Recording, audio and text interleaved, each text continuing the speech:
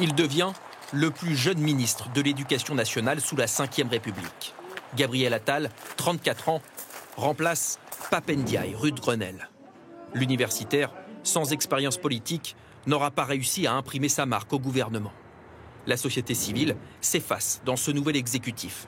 Parmi les entrants, Aurélien Rousseau, ancien directeur de cabinet d'Elisabeth Borne à Matignon, devient ministre de la Santé. Il remplace François Braun, médecin urgentiste. Souvent pressenti, mais jamais nommé jusqu'ici, Aurore Berger, la patronne des députés de la majorité, est la nouvelle ministre des Solidarités.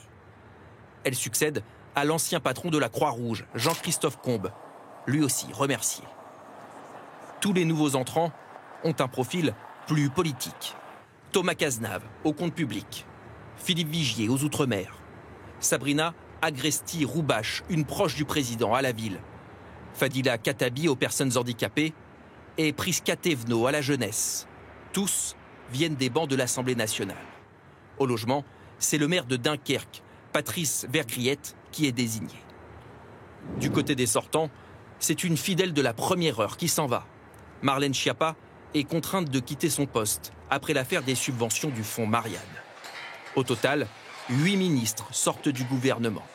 L'exécutif, désormais composé de 41 membres avec une parité toujours respectée.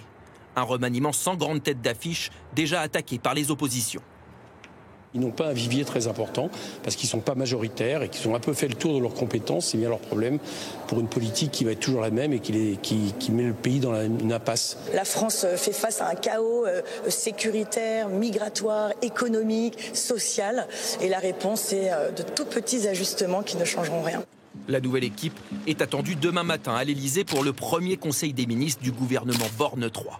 Le président, lui, devrait s'exprimer d'ici dimanche.